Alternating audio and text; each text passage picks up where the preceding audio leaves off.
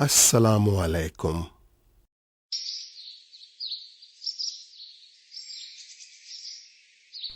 پیارے بچوں، ایک دفعہ کا ذکر ہے کہ جنگل میں ایک خرگوش رہا کرتا تھا۔ وہ بہت ہی تیز بھاگتا تھا اور ہر وقت اپنی تیز رفتاری پر غرور کیا کرتا تھا۔ وہ ہمیشہ جنگل کے دوسرے جانوروں کا مذاق اڑایا کرتا تھا، خاص طور پر کچھوے کا، کیونکہ کچھوا بہت آہستہ چلتا تھا۔ ایک دن وہ کچھوے کا مذاق اڑاتے ہوئے کہنے لگا کہ تمہارے پاؤں کتنے چھوٹے ہیں اور تم کتنا آہستہ چلتے ہو۔ تو کچھوا کہنے لگا کہ مانا تم بہت تیز دوڑتے ہو، لیکن اتنا غرور کرنا اچھا نہیں، میں تمہیں دوڑ میں ہرا سکتا ہوں۔ خرگوش یہ سن کر ہنسنے لگا اور بولا، تم مجھے دوڑ میں ہراؤ گے؟ جب بات بڑھنے لگی تو انہوں نے لومڑی سے مدد لینے کا فیصلہ کیا۔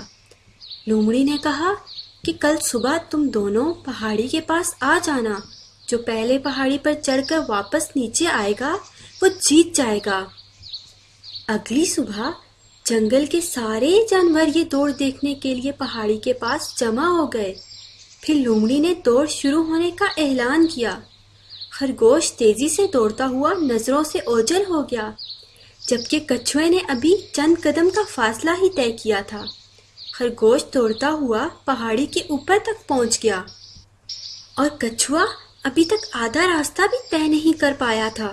ادھر خرگوش نے کچھوے کا مذاق اڑانے کے لیے سوچا کہ کیوں نہ میں کچھ دیر یہاں درخت کے نیچے بیٹھ کر کچھوے کا انتظار کر لوں۔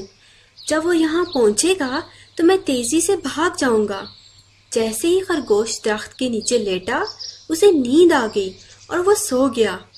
کچھوا اپنی آہستہ رفتار سے چلتا رہا اور خرگوش کے پاس سے گزر گیا۔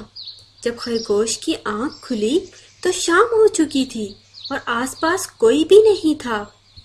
خرگوش نے سوچا کہ کچھوا تو ابھی پیچھے ہی ہوگا۔ وہ تیزی سے بھاگنے لگا اور پہاڑی کے نیچے پہنچ گیا۔